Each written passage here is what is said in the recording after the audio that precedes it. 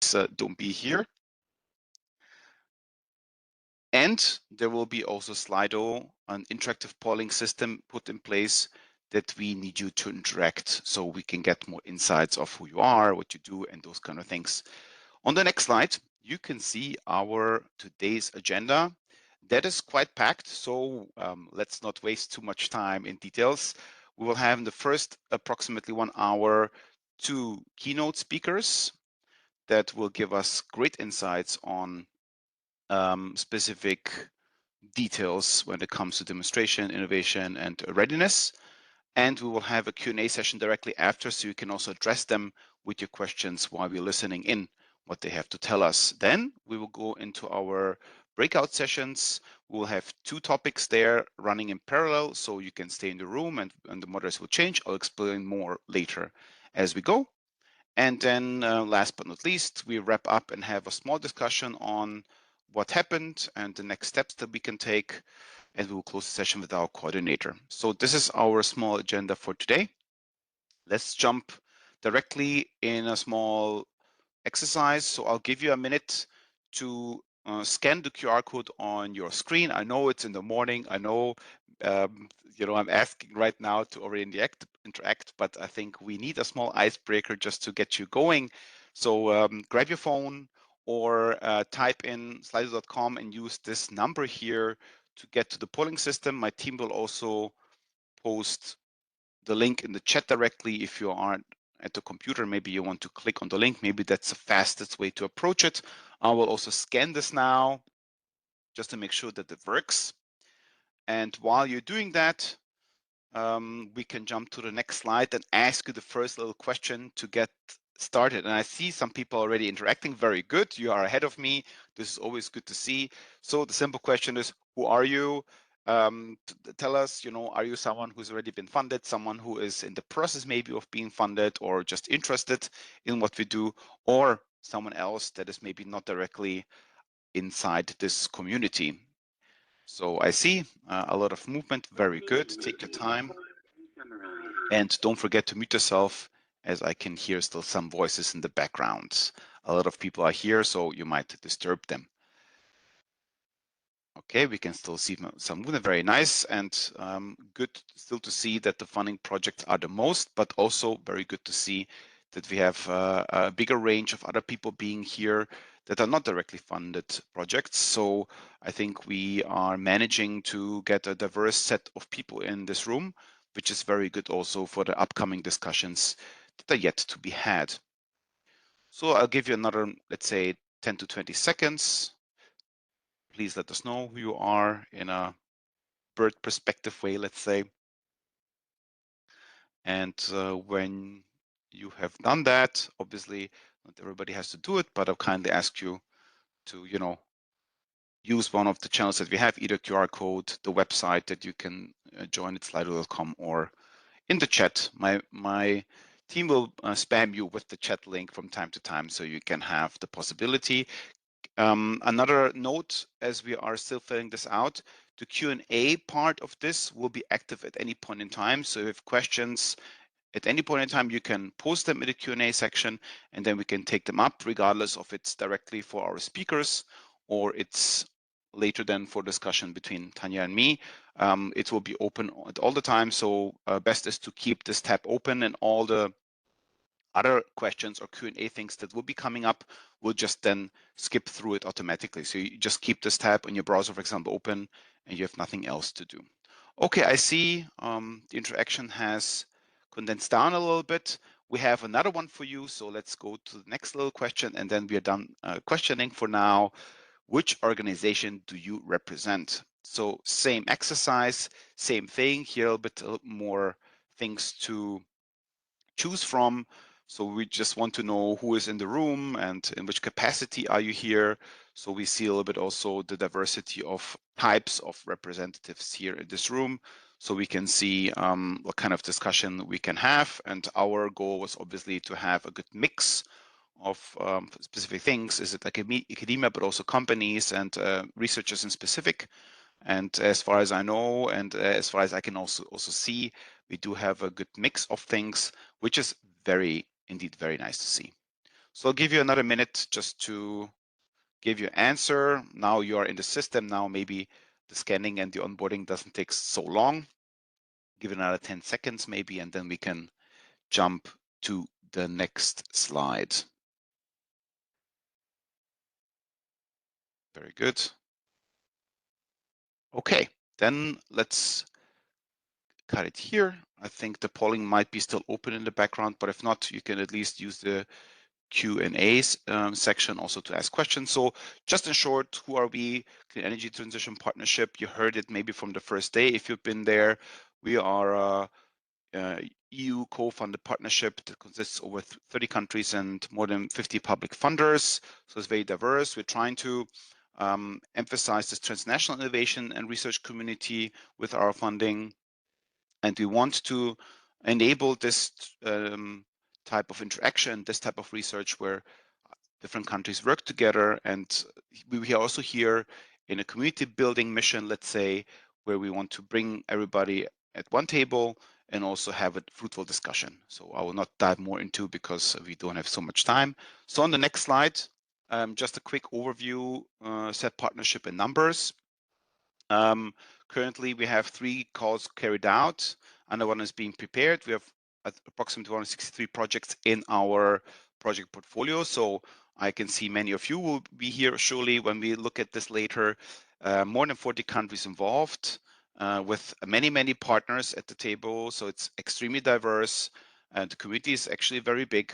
And we approximately funded so far 300 million. So approximately 100 million per year is being given out for research funding. And I also have another number here, maybe interesting for some of you who are also seeking some funding, that the average funding per project is approximately 1.8 million. Maybe interesting for you to know some of these figures.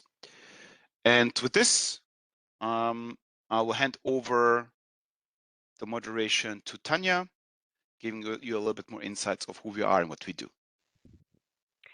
Thank you very much. Waiting for the next slide. Yes, so my name is Tanya Suni. I represent the Impact team. And in the CET partnership, we have an integrated approach to impact knowledge and monitoring activities. They work together, not separately. And the idea is that through monitoring and interactive exercises like the ones we are going to do today, we want to learn what you are doing, where you stand in your progress, and what your impact goals are. And based on that, we support your journey through our knowledge community events and activities and tailored impact support to help you reach those goals. And on the next slide, we should have an example of what kind of impact support we offer. It's a 1-minute video going through the different ways. Go ahead, Afnan. Welcome to CET Partnership Impact Support, your guide to impactful innovation in clean energy.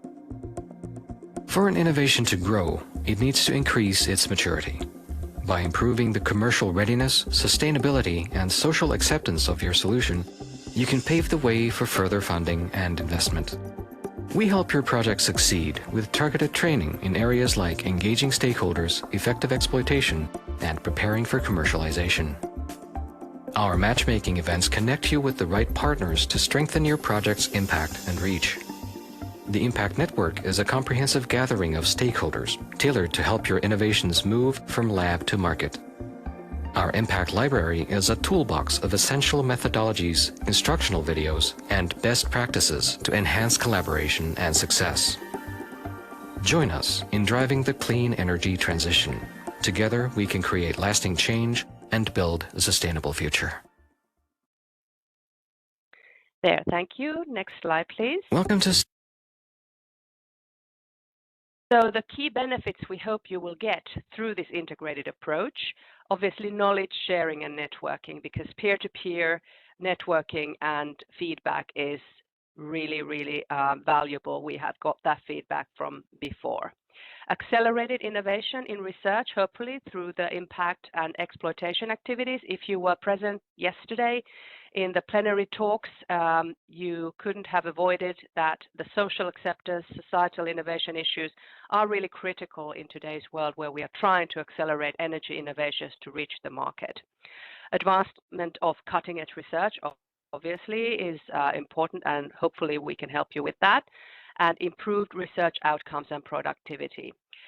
We help you also through regular impact assessments and metrics tracking so that you know where you are and you know how we can possibly support you getting where you want a little bit faster. Next slide, please.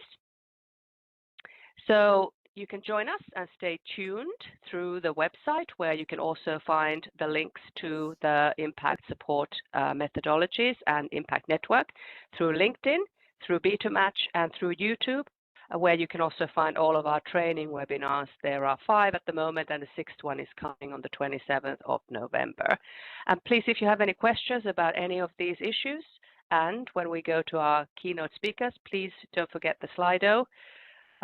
You can always ask questions through Slido. We will be visiting those questions from time to time during today. I believe we are ready for our first keynote speaker. Next slide, please. We have Maria Velkova, welcome, from the EC DG Klima. She's Deputy Head of Unit of Finance for Innovation and is here to talk to us a little bit about the Innovation Fund's perspective into what makes a demonstration investable. Go ahead, Maria.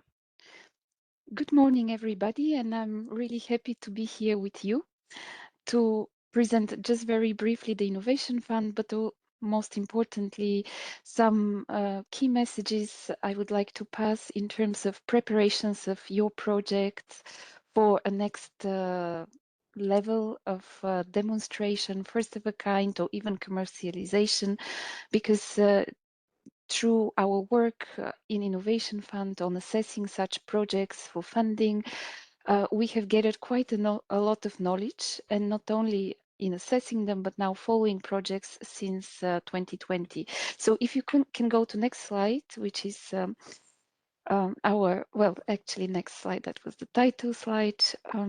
Yeah. So this is just the presentation of the Innovation Fund. I hope all of you actually by now have heard about the Innovation Fund, as the program is running since 2020.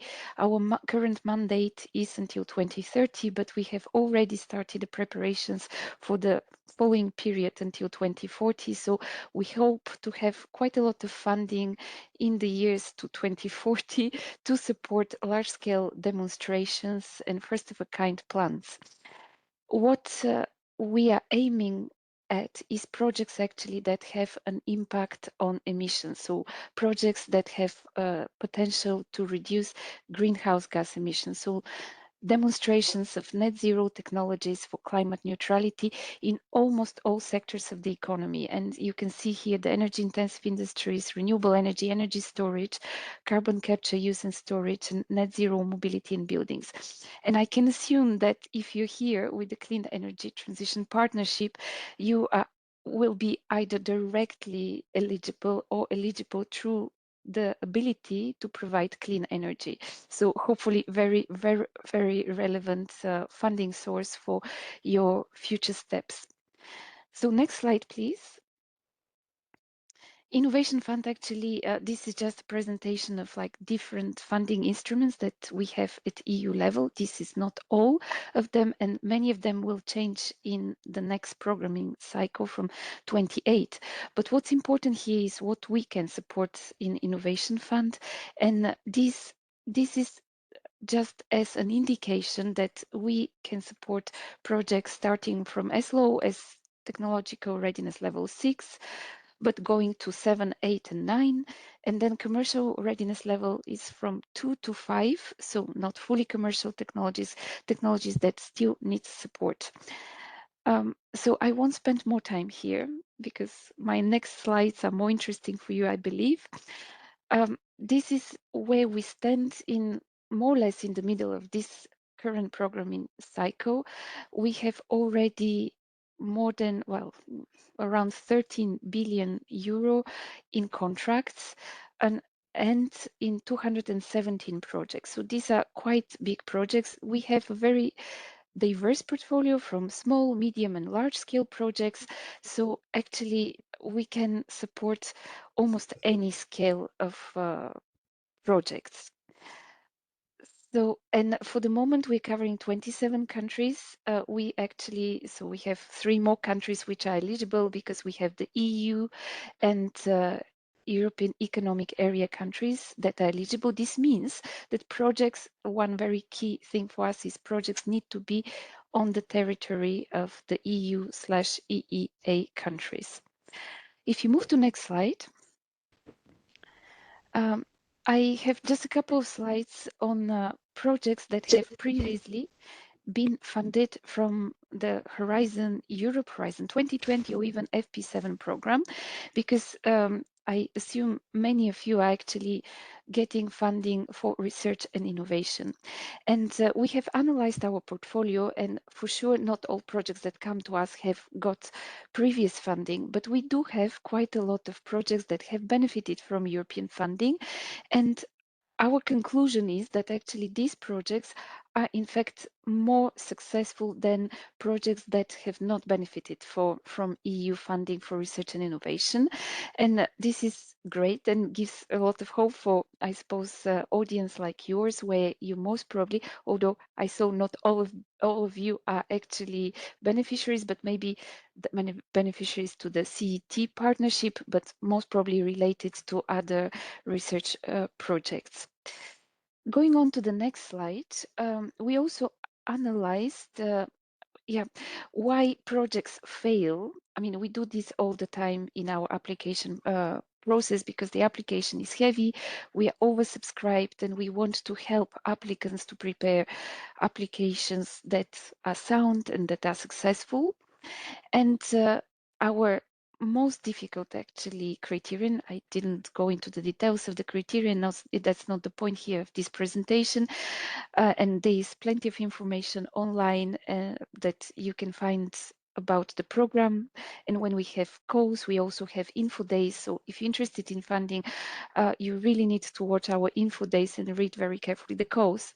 But going back to the reasons for failure, the most difficult criterion for every project is maturity, project maturity, and project maturity is broken down into financial, technical, and operational maturity. And the most difficult from these 3 is the financial maturity. And not surprisingly, also for research projects that come and apply to Innovation Fund, this is the most difficult one. So I will go with my next slides actually to try and give you just a few hints on like where you need to pay attention already now, already when you working on your research projects, but thinking for the next scale on the technological readiness level, what you need to prepare actually. So if you go to next slide, diving into what we look into financial maturity, we look at there are many elements we look at, but one of them is the business plan. And business plan is obviously something that is the basis for a project that is not going to be entirely funded by grants, a project that needs to really starts being commercial. So business plan is very, very important. And this is where, I mean, a lot of things I'm going to say are common sense. However, you will not believe how many projects do fail on presenting a sound business plan. And the reason is actually that here you can see the reason summarized. Actually, what happens is applicants underestimate or cannot present sound estimates for the capital expenditure, for the operational expenditure. They don't explain how they are going to secure various contracts. The business model or concepts quite often are not credible, or they are over-optimistic on the revenue side, because what often you will be producing in the projects that come to us are producing are green products, for example. And even if green products is really great, it is not so sure that these green products actually can get green premium as well. So the credibility and justification of prices and volumes that can be sold on the market of these green products is like very, very important to look at. So let's move to the next slide, because I know I don't have too much time, and I just want to point to a few elements that are really, really important in thinking about the next step, demonstration to commercialization. So financing plan. Financing plan, the key problem there is the financing strategy. Basically, how are you going to fund the project?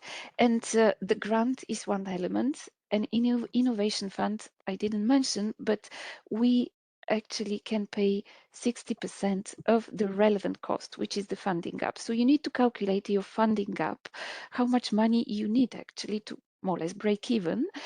And then from this funding gap, we can give as a grant up to 60%, meaning that, and this 60%, depending on the project, depending on the sector, corresponds to maybe 20% of your capex. It can be 10%, it can be 50%. It very much depends on the type of project that you're applying with, whether it's capex heavy or opex heavy. But in fact, we give only part of the funding. That is the key here to retain. And then this means that you need to find either loans or guarantees or equity, your own equity, the equity of your shareholders, to be able to go ahead and fund the project. And what we see with our projects is that actually a lot of them rely on equity. So having a sound financial strategy, the ability to secure the required funding, is the prerequisite for being mature, actually, to being assessed as mature. But also, it's not a question only of the assessment with us, it's the question, once we sign a contract, projects have actually up to 4 years to reach final investment decision and financial close. So ability to really sign all the contracts with all the funders, all the contracts with all the suppliers, to all the permitting, there is time. But if you're not mature enough at application phase, it is quite likely that you will have great difficulties in reaching financial close. So that's why we look at this so carefully. So the commitment of the shareholders, the expected timing, the terms and conditions that you will be negotiating with each of the funders have to be clear and have to be realistic. So all the steps basically to reach final investment decision. So these are a few pointers on the financial plan. We move on to the next slide. This is just a summary slide. Actually, I'm not going to spend too much time on this. It's more like an advice, because it already repeats the business plan and the financial model. But through the evaluations since 2020, we have run quite a few calls. Evaluated maybe over 2,000 project proposals already. These are the financial engineers which work for our agency, have summarized all this advice that we give to applicants into 7 golden rules of financial maturity. So, as I said, I mentioned already the business plan and the financial financing plan. Then you need to follow the guidance on how to calculate your project WACC.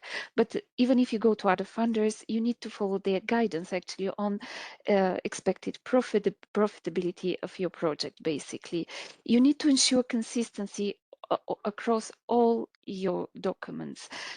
Again, this is common sense, but you will not believe how many applicants fail because they have taken assumptions which are different in the different documents. And this is normal because project plans they evolve. So at one stage you may be making one set of assumptions.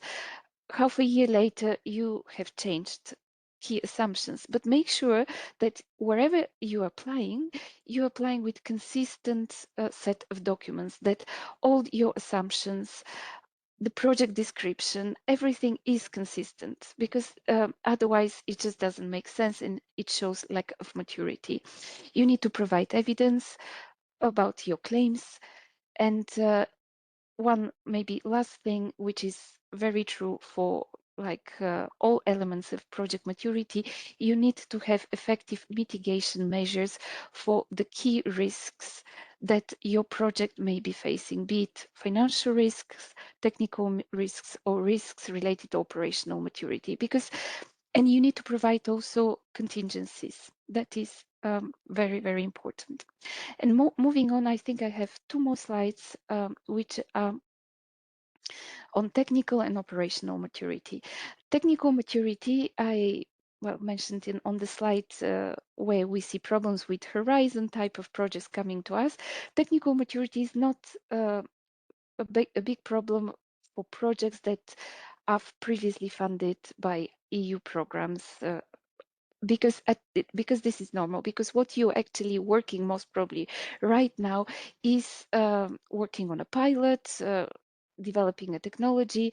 So technical maturity probably will not be so difficult for you, however very important, because we do see projects actually fail with us because they have not thought enough about technical risks and mitigation strategies, as I mentioned already before, about technical feasibility, about the claim technological readiness. Can you actually jump from one level to another?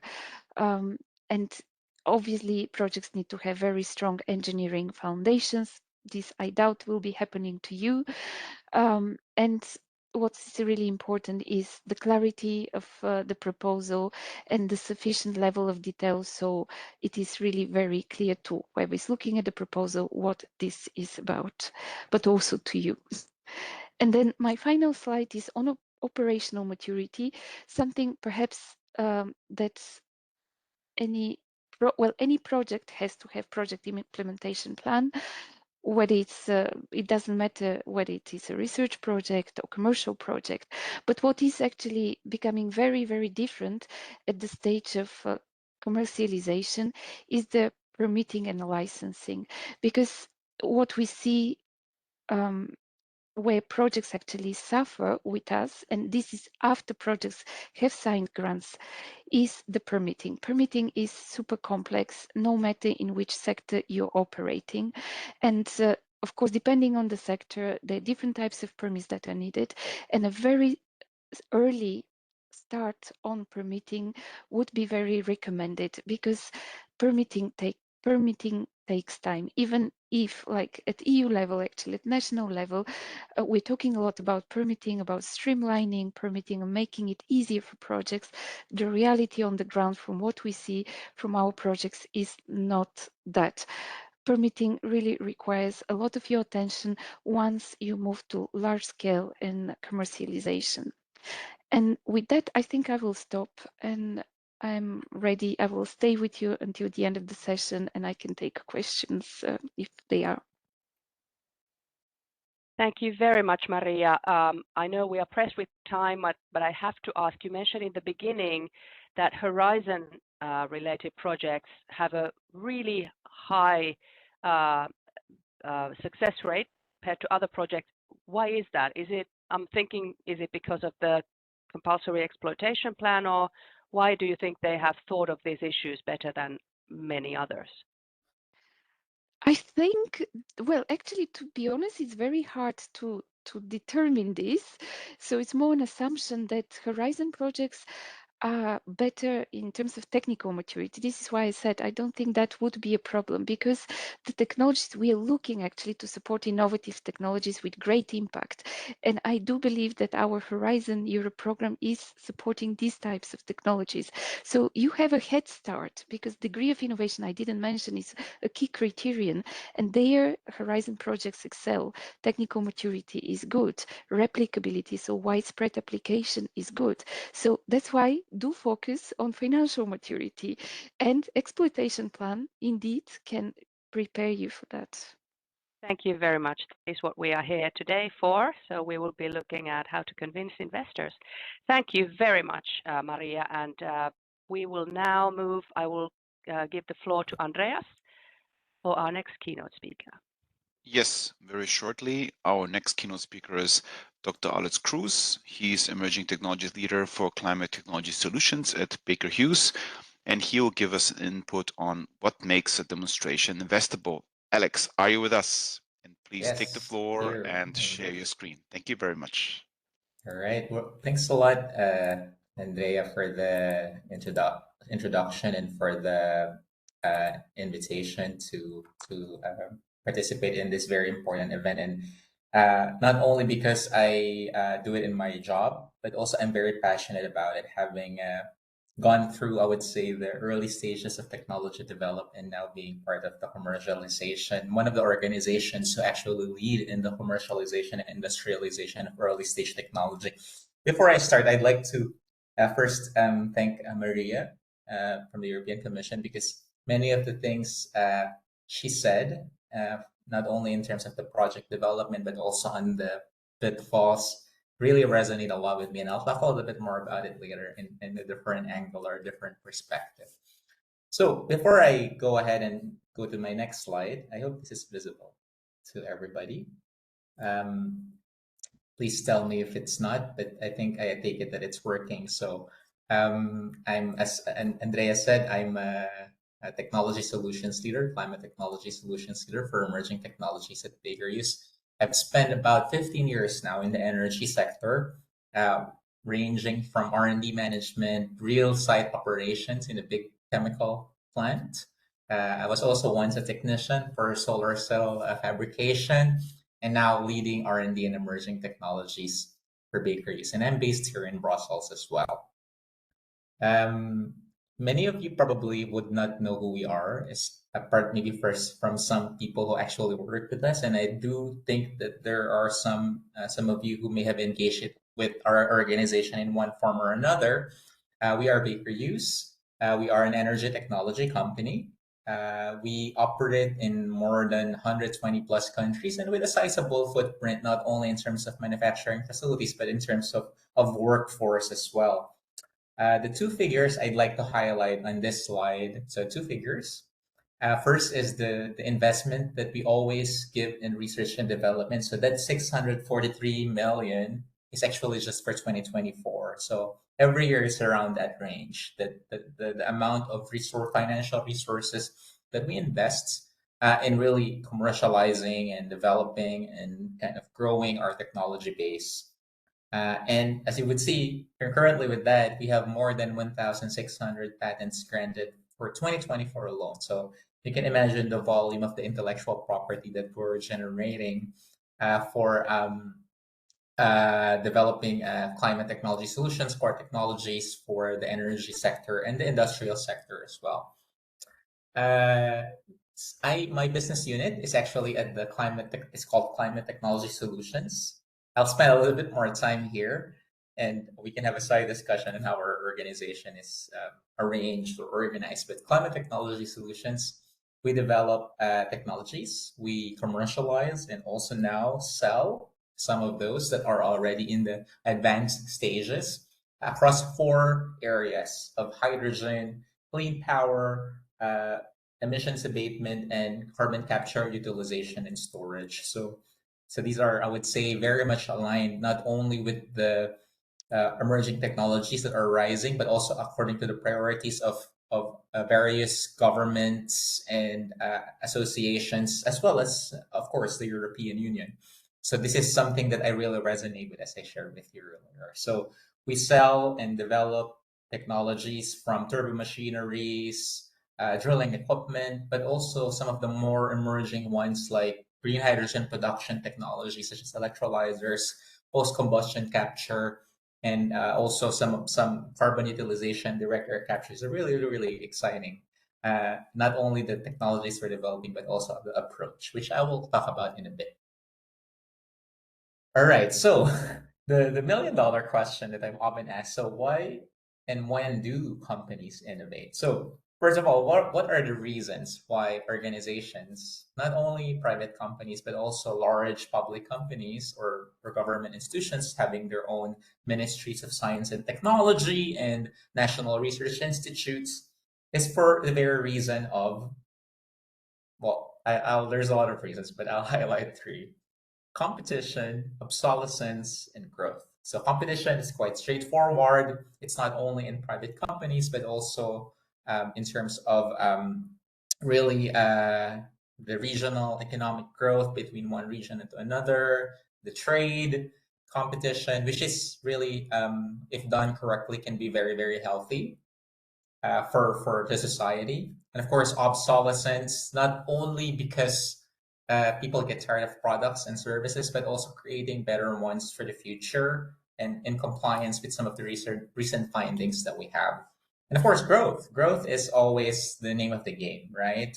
Whether you work in a private or public institution. So I created here a product life cycle as a function of business gain, where you have research and development, and the higher, obviously, the when you reach the horizontal line to the y-axis is when you really gain or start reaping the rewards of the investment. So R&D is always often looked at as a cost, but one way to look at it is also an investment for future growth of the company, not only in terms of financial, but also market share.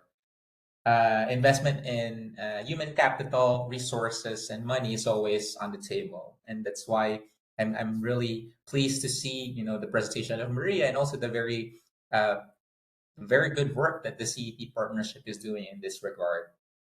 So at the early stages, after you've reached some sort of a dip in terms of your resources for R&D, you start the commercial ramp up. There's technology adoption as well, and different market adapters are starting to realize the benefits that they could gain from the technology you've introduced or the improvement you introduced to your portfolio.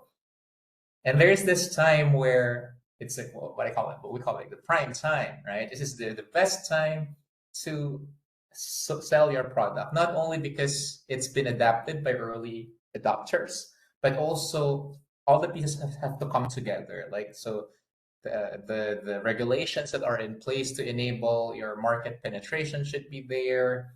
There should be some sort of a targeted approach in the regions where you're introducing your product. So all of these considerations you must already have, despite being early in the stages of your product development. And of course, it's not always rainbows and butterflies. At some point, as with all things, they would come to an end. So there would be some obsolescence, but the roadmap that you've set in your R&D should also pave the way for you to create some sort of another rise to then introduce the technology, to be adopted by the market, and then get your prime time. And the cycle repeats, and so on and so forth. So where are we as a company? And I'd like to kind of give an example, not to focus on the organization, but to really demonstrate real life examples on some of the things we're doing. So as you see here, and I'll talk about TRL later for some of you those who are not familiar with it. So these are some of the startups, early stage companies. Some of them are mature that we have invested in or partnered with in one way or another. Some of them full acquisition, some of them minority investments. And you have the technology readiness level scale from 1 to 9, 9 being the most mature, and 1 is a concept, it's a conceptual topic or idea that you have. So you see, we have a significant and sizable investment in low technology readiness level, from carbon capture, utilization, and storage, green hydrogen production, or low emissions hydrogen production fuels, as well as the more of the carbon negative technologies like direct air capture. In fact, it's one of my favorite because it's the subject of my PhD. Metal organic frameworks, which is, I think some of you know, won the Nobel Prize for Chemistry this year. So it's really exciting times for emerging technologies, right? Both in terms of discovery, but also in the commercialization and industrialization scale. So why did we kind of create a portfolio like this? So there's a lot of reasons, as I shared with you. There's growth, there's synergies with our current technology portfolio. And of course, the regulation and the policy framework in different areas really created the right environment for us to pursue these kinds of opportunities. And of course, investment, there is investment, and there's also a business plan and risk retirement that is currently ongoing in terms of developing these products and solutions. So what are the key challenges, and how are we tackling these challenges along the way? So I did speak with Anna and Andrea earlier a few times in the past couple of weeks, and what I wanted to tell everyone in the call is that, as a researcher myself, back in those days, when I have a technology or a scientific finding, you're so excited to tell to the world, what can it do for you? What can it do for the society? And there's nothing wrong with that. That's really just the nature of how scientific discovery works. But then when you transition to industrialization angle or lens, the question now becomes, I have this exciting finding.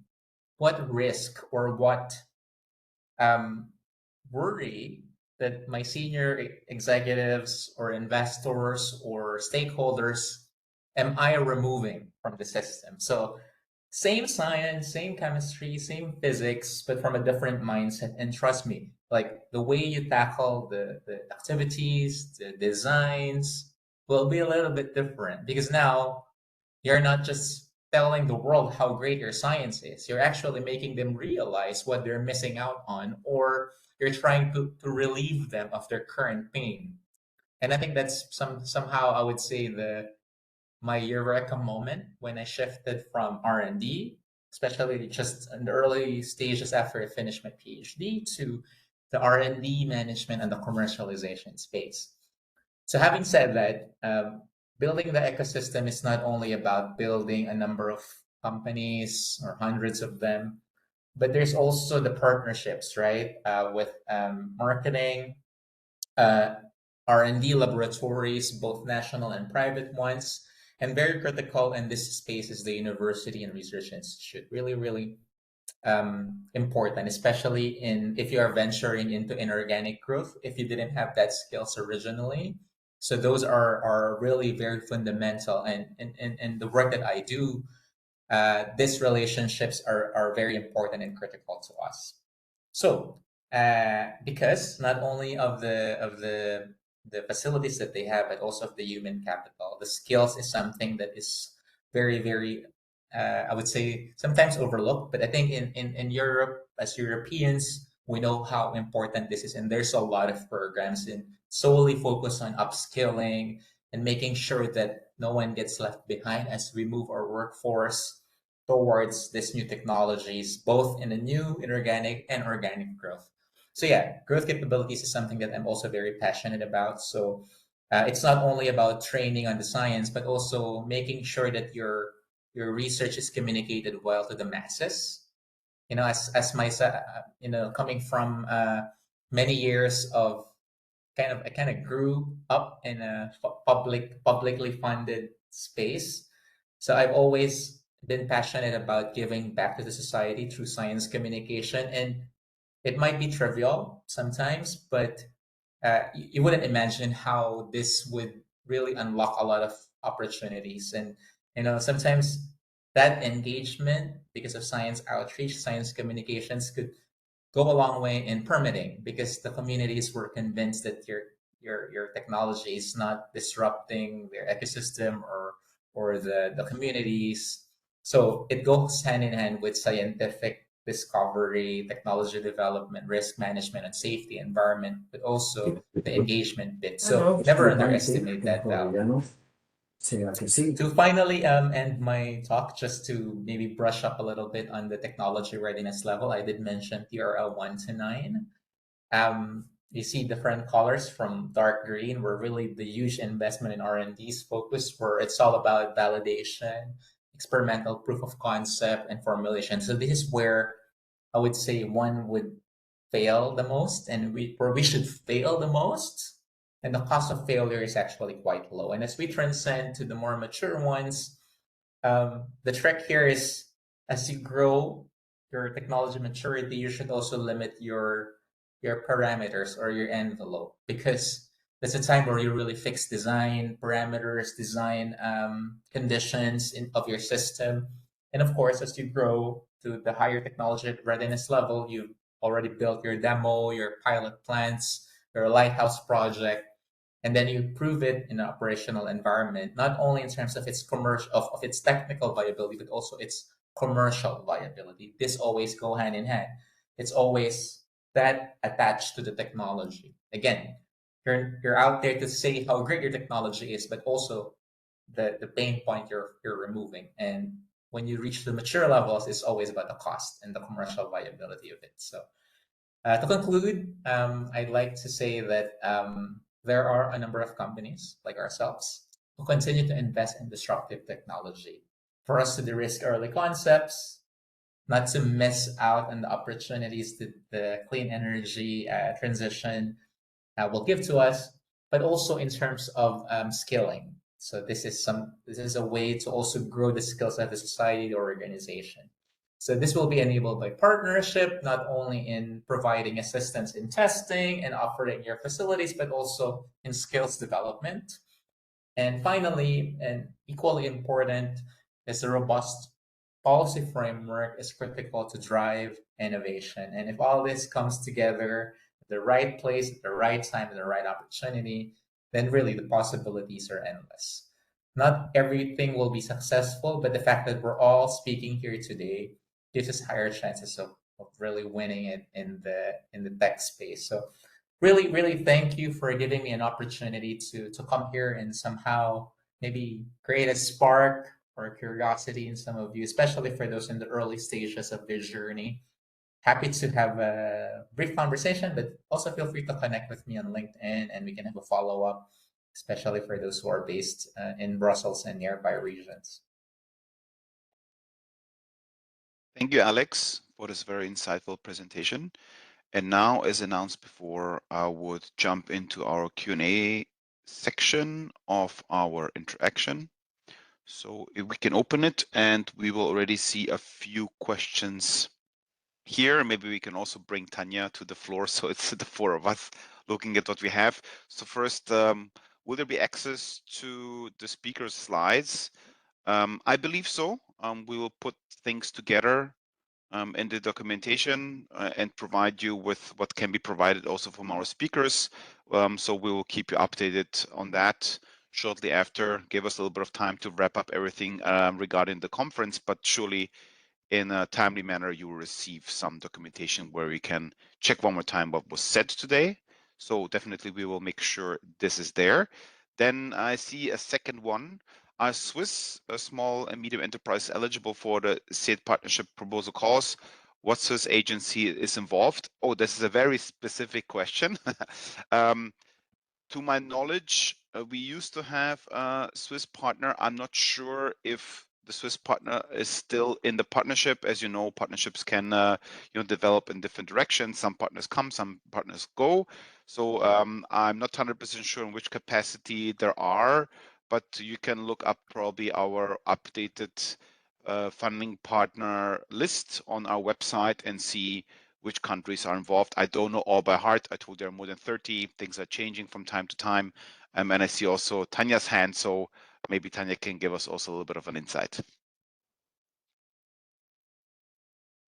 And you're muted. I'm sorry, Tanya. I think you need to unmute yourself. Yeah, sorry, I have questions to the speakers. Thank you. If it's okay. Yeah, so thank you very much for these excellent keynotes. Really interesting. For Alex, I'd like to actually ask, so you've emphasized this de-risking and partnerships as critical for innovation, which was really interesting. But from your experience, considering that most of our projects that we fund in the CET partnership, they are low to mid TRL going to higher TRL. We have innovations that whose IP is still owned by the universities or research institutes, and we have ones that are owned by companies. So the IP is, of course, very important. But from your experience, what kind of evidence or signals from research projects like these or innovation projects like these would convince a large industrial company like you that a smaller RDR project or startup is a credible partner for a future demonstration? So what would you expect from our projects if they wanted to partner with you for a demonstration down the road? Yeah, thanks a lot, Tanya. And as you rightfully said, low to materials, there's still a lot of certainties, and intellectual property are either, it's an ecosystem from different segments. So I think the key, at least from those engagements I'm having with some of the organizations like the ones in the call, is that they have to do, number one, they have to do their homework, right? So the easiest way to win the attention of large corporations, investors, is to understand the current offering of the organization. So for us, Baker Hughes, we were traditionally pure oil and gas play. In fact, the previous name of the company before we transitioned out of General Electric was GE Oil and Gas. So we apart from the drilling equipment, we also sell turbines and compressors. So one would think if you have a technology that could either improve those, you have a coating technology, or you have a material that could improve the longevity of the turbine blades, or reduce the parasitic capacitance or the waste power because of some interconnection or electrical circuit that improve their interconnection, or maybe as crazy as integrating a solid oxide electrolyzer to a hydrogen gas turbine. So you've got the value proposition, right? You can run some high level numbers and see what percentage improvement that could then translate to cost reduction or revenue generation. I would say sometimes I miss on early stage companies. And yes, there's a lot of uncertainties, there's a lot of assumptions that you would make, but having that mindset really goes a long way when you're convincing stakeholders, especially if you only have 10 or 15 minutes of your attention in pitching events or in meetings. So if you get that value proposition right by doing the homework, it could really go a long way, despite having all the IP scattered or the technologies being so low maturity. Yeah, I hope exactly. that answers your question. Yes, definitely. There's actually a question for you as well in the Slido there. I don't know if you can see it, but Yes, the question I could see is, it. yeah, so some core modules require companies as part of any consortium. Actually, most of our core modules do that. And the question is, would you generally think this will help them to spark their thinking, as you put it just now, or would you make other recommendations? Absolutely. So I'll give you an example. We are participating in a European funded project. One of the recent ones it's called Sirius project. It's actually on high temperature electrolyzer.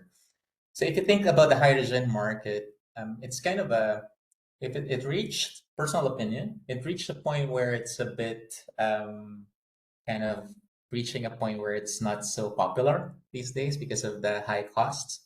But the fact that we are in a consortium where there's a steel company involved, where you can actually already develop a use case that could then offtake the molecules and agreed on a price and somehow work out on the economics, on the potential technological integration and the heat, the utilities, it does make a lot of difference. And then you have a partner that is super expert in modeling. So instead of scattering and your resources thin, you leverage on the strengths of your consortium partners.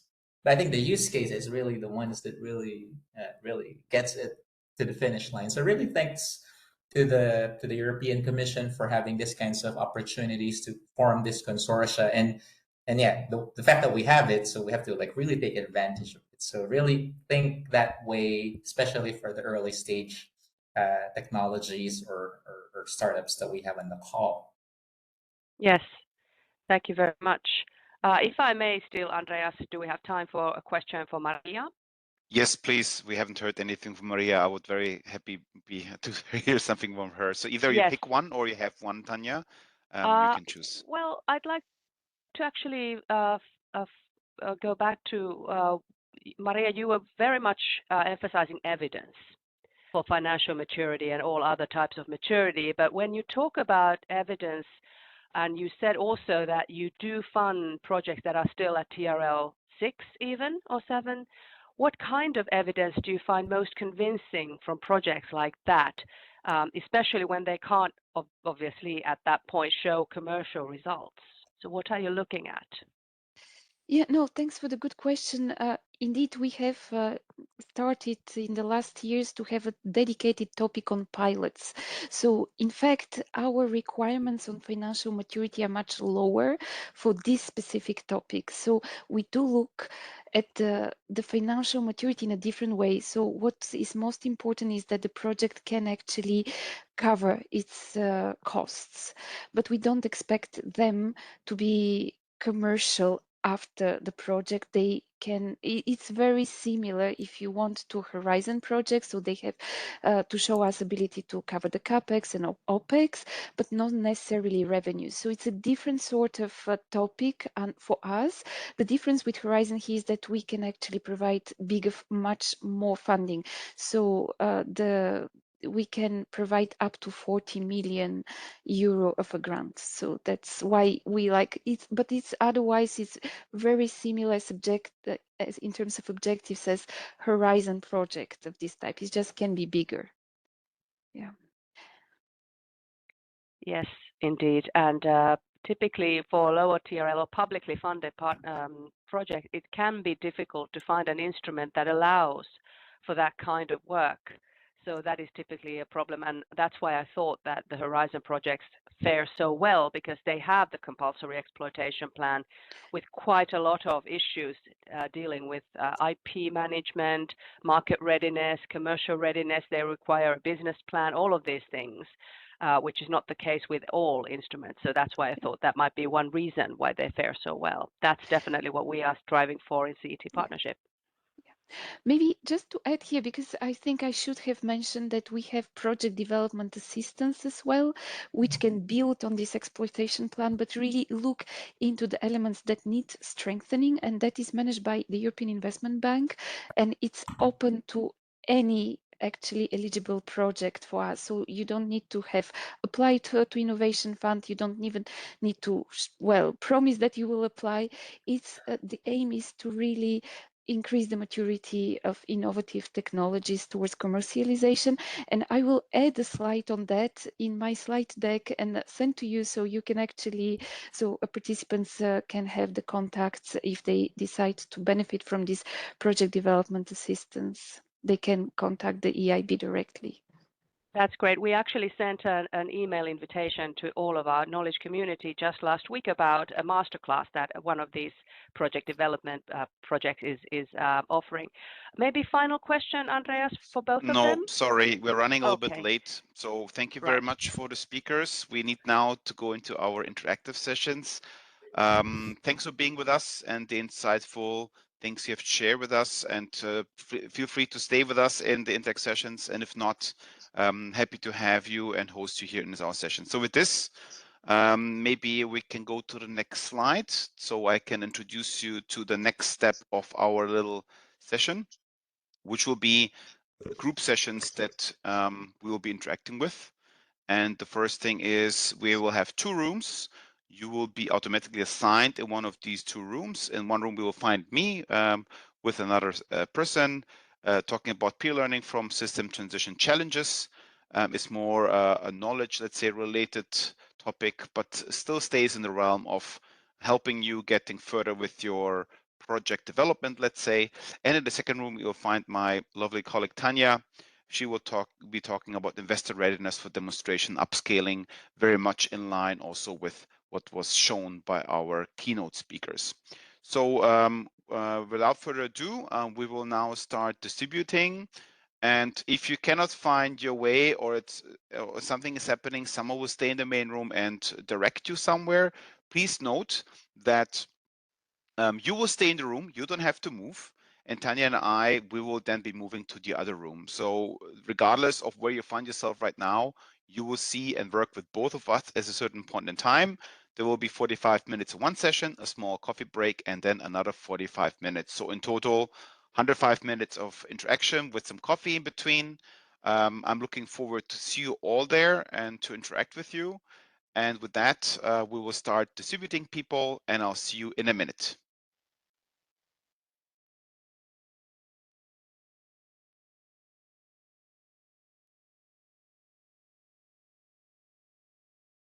And I hope people are being moved. I think there is some movement. Very good. And you and I will be automatically as well. You can also choose if you like. So see you there. Best to do it automatically so that I don't go to the same ones as you. Here we go.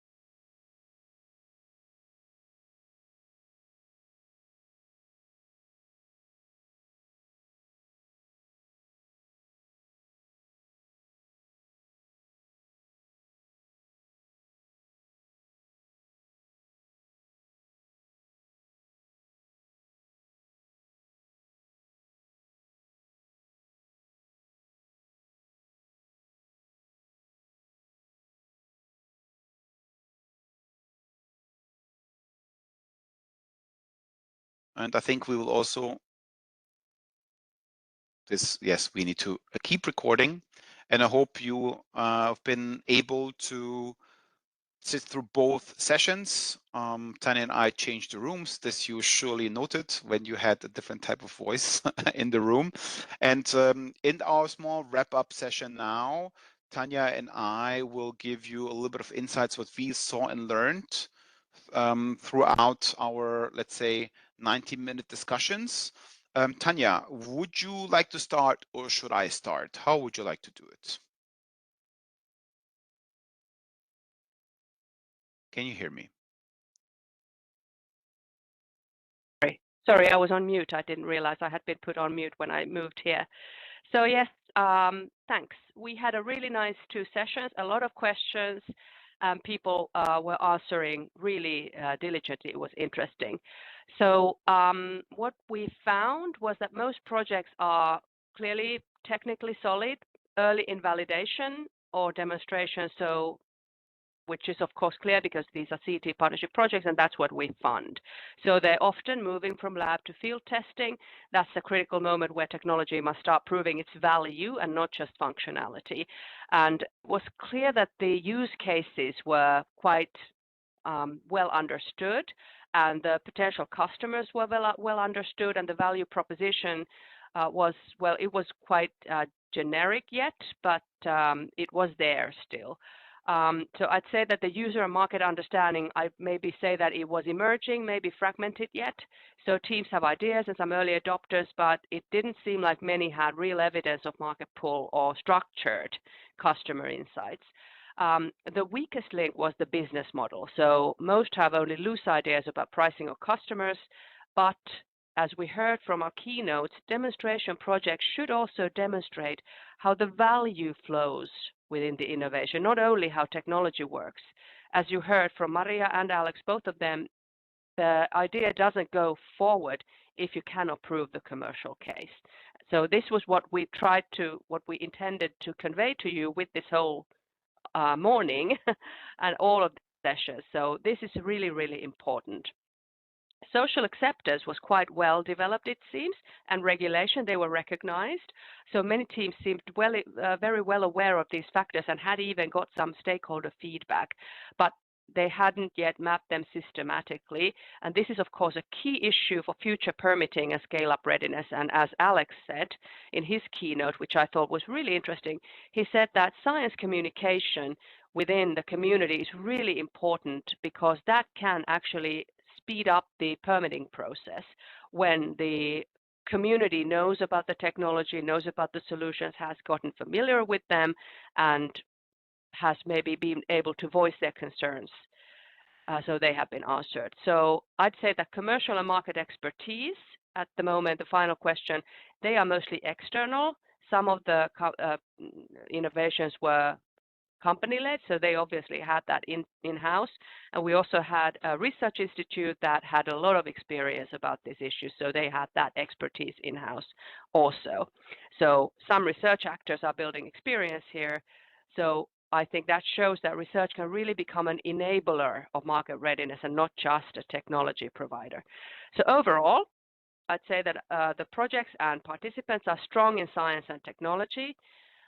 But to become investable, they really now need to de-risk not only the tech, but the path to market, people, and policy. And that's exactly where CET Partnership can help. Thank you, Tanya. What a great wrap up. I'll try to live up to the standard with my session.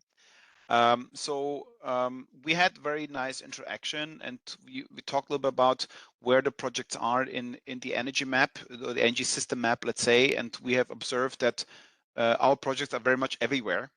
And given that CETPartnership is trying to be kind of very diverse and covering everything, this is another proof that our projects are in all the little bits and pieces of the energy system, which is very nice to see. Surely there are no gaps when talking about, okay, do we have a little bit here and there in the energy system? Surely we have some projects working on specific things. It's nice to see that we have a big range of solutions.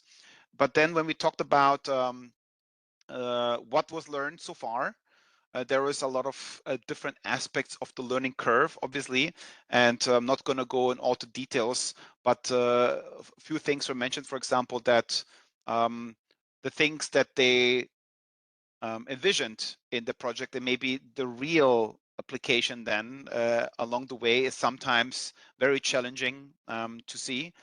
This is one thing. But sometimes also more time and more resources are needed because you write down something theoretical, obviously it's part of science, and then you figure out, oh, well, I think we need to rethink this a little bit and see how we can mitigate these risks that we have at hand. But there are also a lot of good learnings, that good cooperations among partners, good progress in the key tasks, good exchange on like this cross-border type of work, and between also different stakeholders from different industries, let's say, when they come together and trying to do something together. And if we as a knowledge community and impact management can leverage this more, then we are just, I think, confirmed in the work that we do, and that's why we are ultimately here. But we saw also, we talked about concerns. We didn't talk about just learning, so mostly, let's say, challenging and success stories. We also talked about very specifically concerns when it comes to the next steps. And here we had different categories. We had a technical category, let's say demo partners and whatnot that are needed in order to execute it, system integration parts, requirements in terms of policy and standards, financing, IP questions, and also the commercialization part. And looking at the map of where people had, let's say, concerns, we saw in all of the parts some concerns, or we didn't see in one part a huge concern. Okay, everybody is concerned about financing, or everybody is concerned about IP problems. But we had punctually here and there something. And I was also a little bit baffled that, for example, I was expecting more, let's say, financing questions in terms of, okay, where can I get the money from and everything. It was not as much as I thought. So we have everywhere some concerns, which looking at the whole diversity of project was to be expected, but we cannot say there was a specific focus that we can say it's only this or only that, and we can exclude something from, let's say, the map of concerns. And I see your hand, and gladly take your question, Tanya. Yeah, or actually, I'd like to follow up on that finding that you have, because that actually fits what I saw in our exercise when we were looking at the next steps funding agencies, like what kind of investors or funders our projects and participants were looking at. Very few were actually looking beyond CET Partnership or Horizon Europe flagship or innovation actions. So I'd say that only one or two were thinking about going to a strategic industry partner like Baker Hughes, or looking even at national ministries or innovation agencies. So that, to me, combined with the idea that there isn't really much done in terms of business models, it makes me think that the next stage isn't yet necessarily something so many projects are thinking about. So that matches with your finding. If there aren't many concerns, maybe that's because people haven't really started. They're not yet there yet.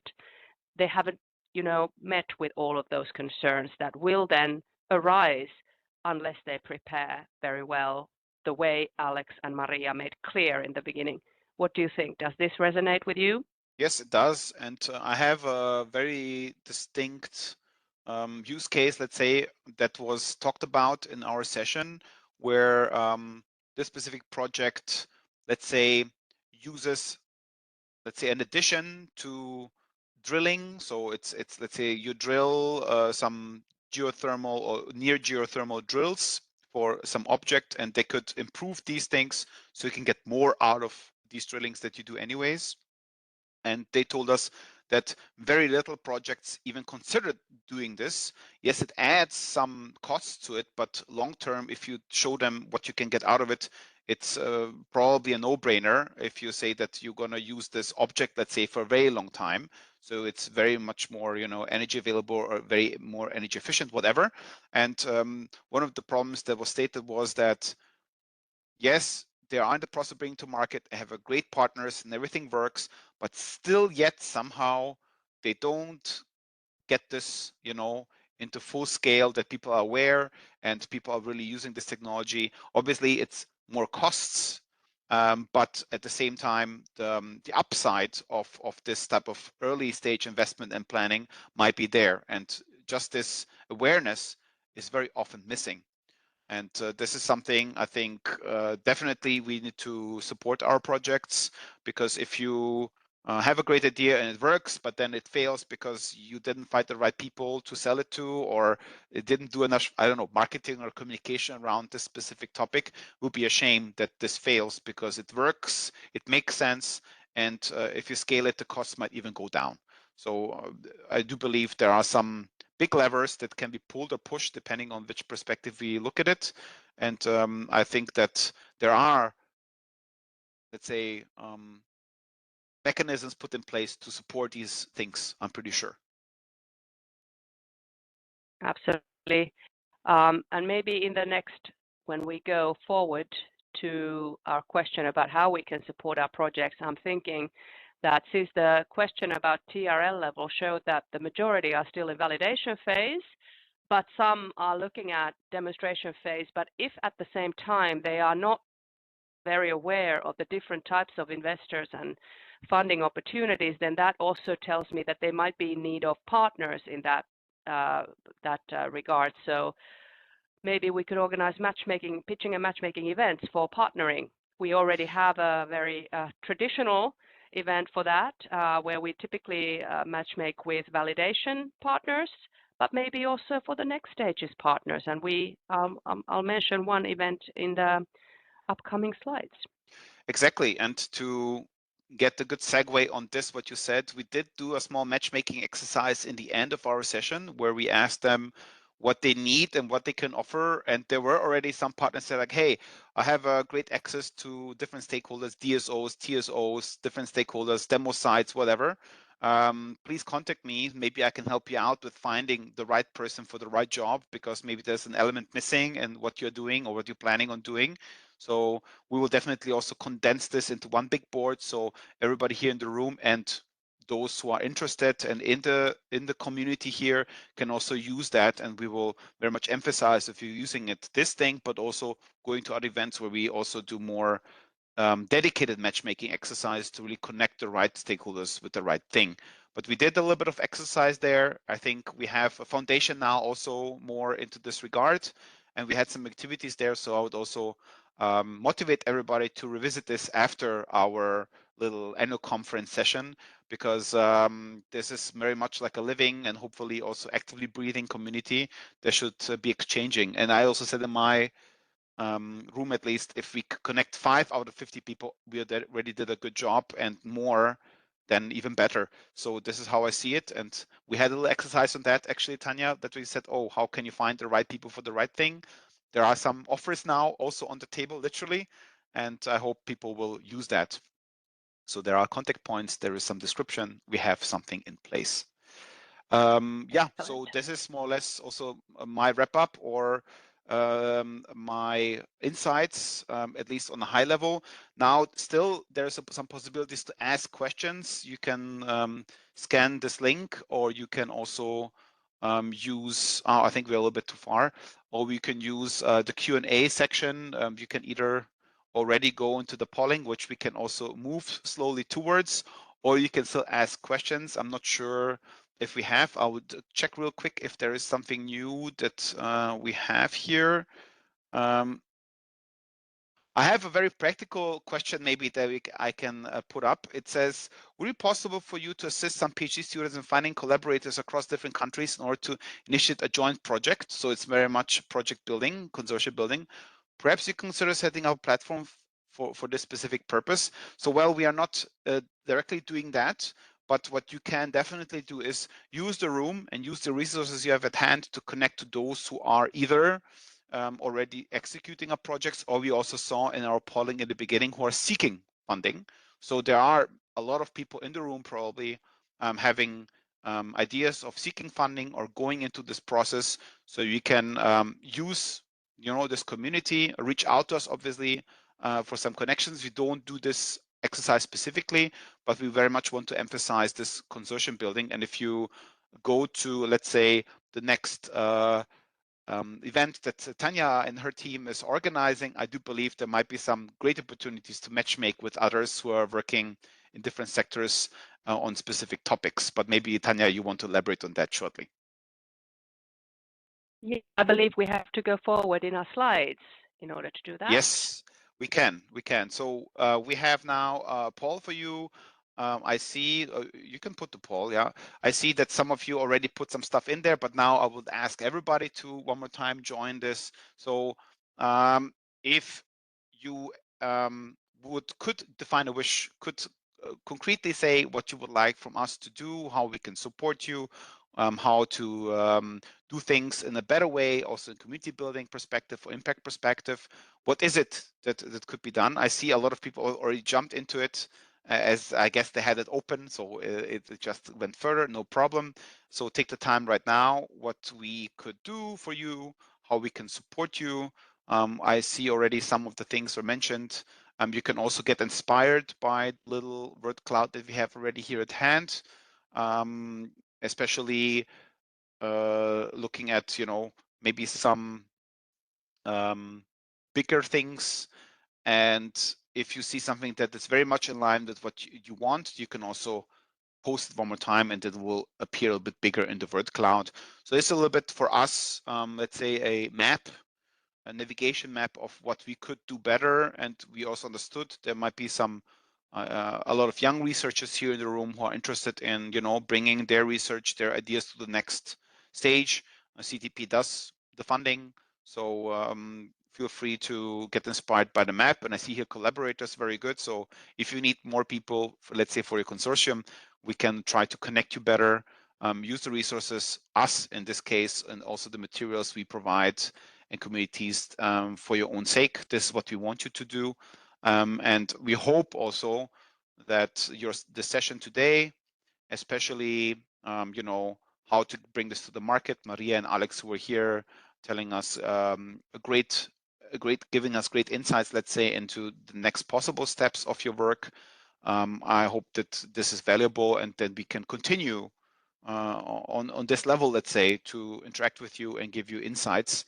And yeah, so please contribute more, get inspired by the words that are here, or create new ones, so we can just use this also a little bit as a guidance map for us, because as you can imagine, looking at the projects, we have them all across the whole energy system. It's a little bit challenging to navigate it, but we see a common denominator, collaboration, communication, and maybe, everything in between.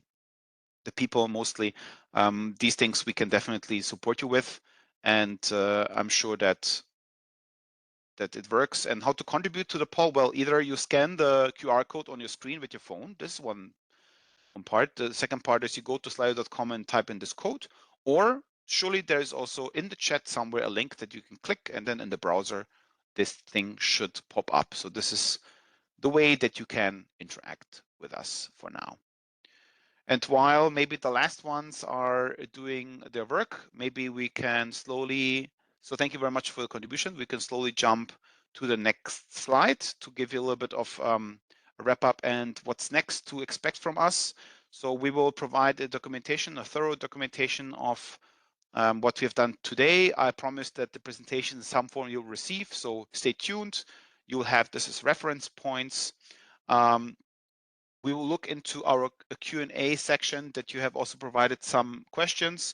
If there is something open, we will try to give you some answers, either through our keynote speakers. Maybe we write them another email and ask them to maybe answer 2 or 3 things. I think we can do that. So we will try to do it in a comprehensive way. And there will be also a small survey about the whole experience of the annual conference for you, because as you know, we want to improve things as we go. And it's also important to us to receive feedback regardless of what kind of feedback it is. And if you have critical points, please note them. That's the only way how we can improve. And we are very much looking forward to this feedback, because we will take this seriously and we want to improve our future events. And on the next slide,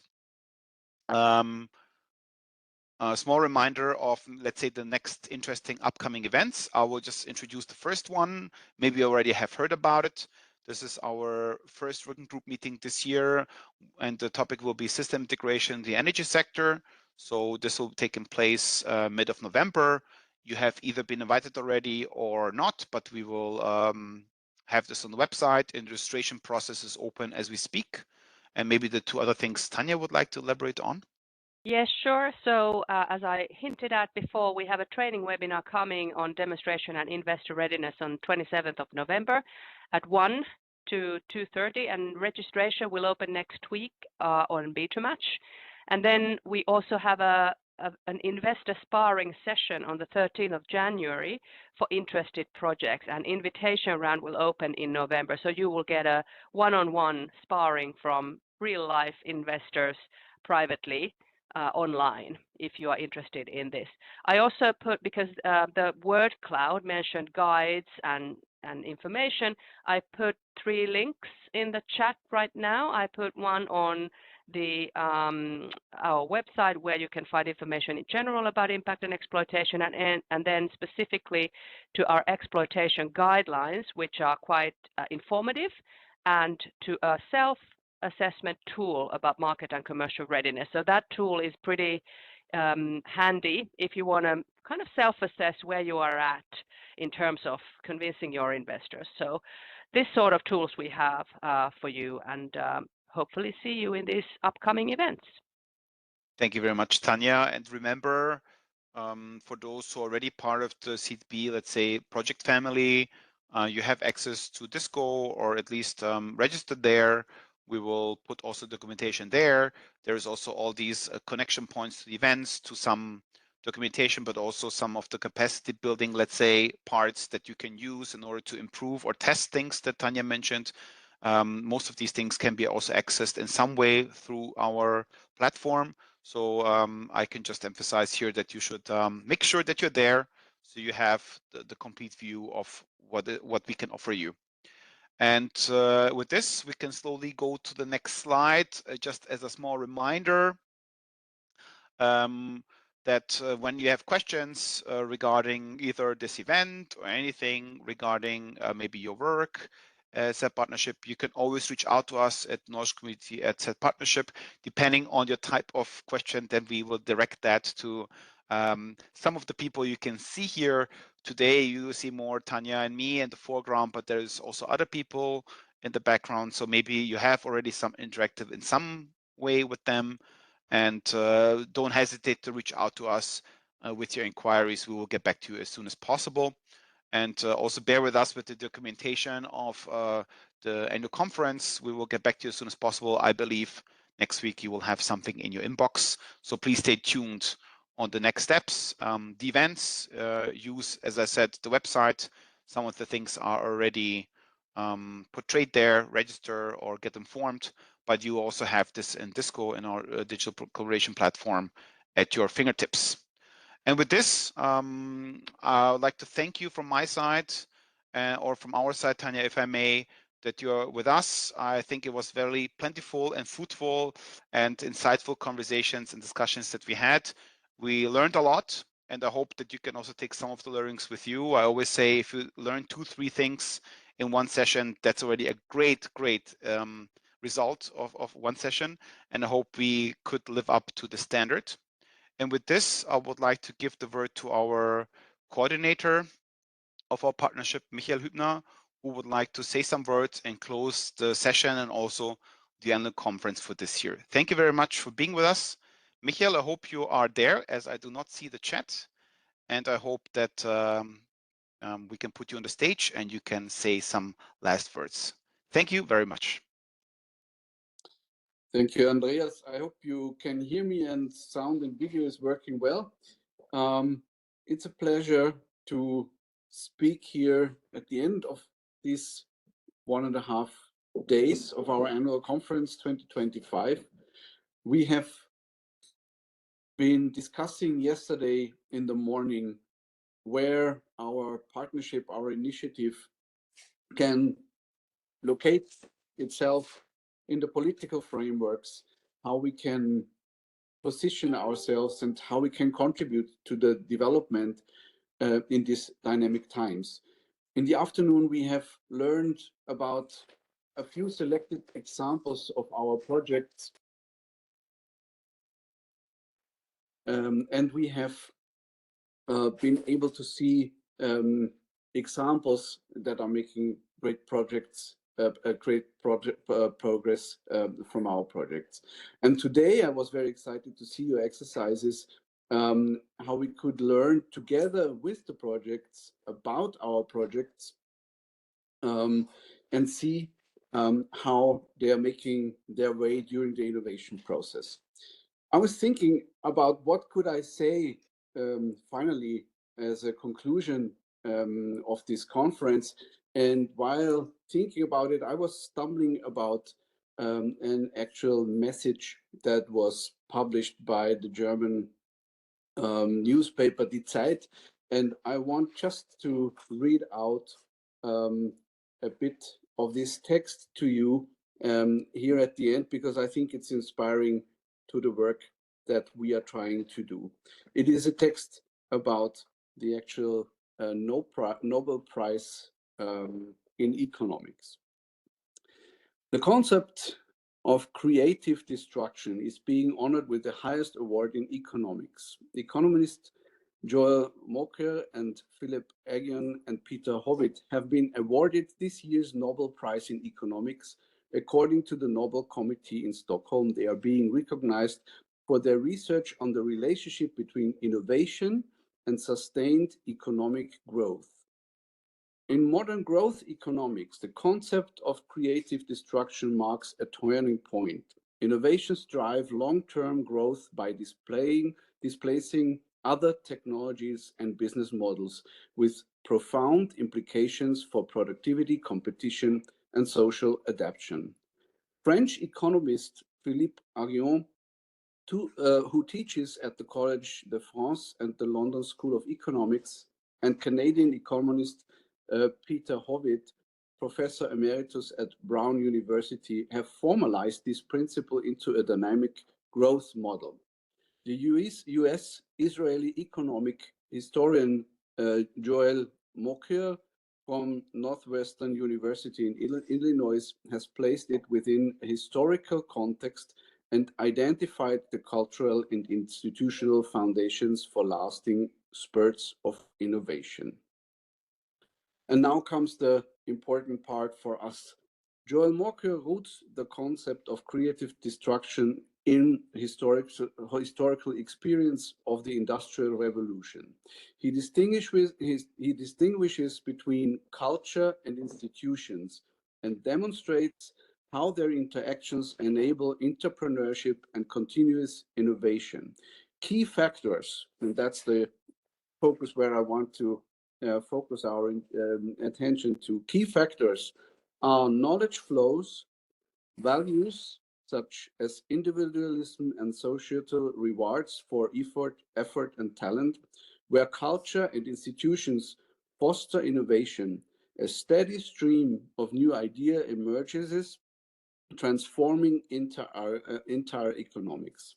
This perspective complements the formal model by explaining why some societies produce, adopt, and spread innovations more rapidly, ultimately shaping the pace of structural change.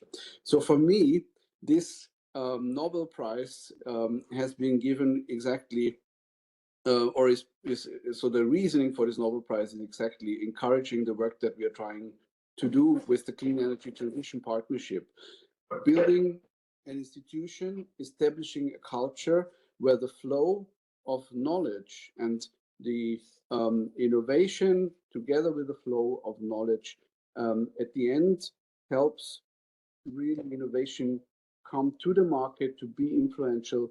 And only if this sustained process of bringing innovations into the market and also improving the new system that replaces the old system, only this can help with a sustainable economic development and success. And this is what we're trying to support Europe in. Thank you very much to the team that has organized this conference. I think it was very well organized. Thank you to all the speakers from all levels of our institutions and also from the projects that were contributing. And with this, I want to close the conference 2025. Very finally, I want to invite everyone to join us at the CETPlan conference side event in Odense in Denmark, 4th and 5th November. The CETPlan conference is happening there. This is a big gathering of all the innovators in the energy field in Europe, and the Clean Energy Transition Partnership, together with the CETPartnership, is organizing a side event there, where we also will sign a letter of intent and cooperation with Mission Innovation, which we have been working together already a couple of years. And I hope to see many of you there in Odense at the CETPlan conference side event and at the CETPlan conference. Thank you very much, and see you soon. Goodbye. Thank you. Bye. Thank you. Bye bye.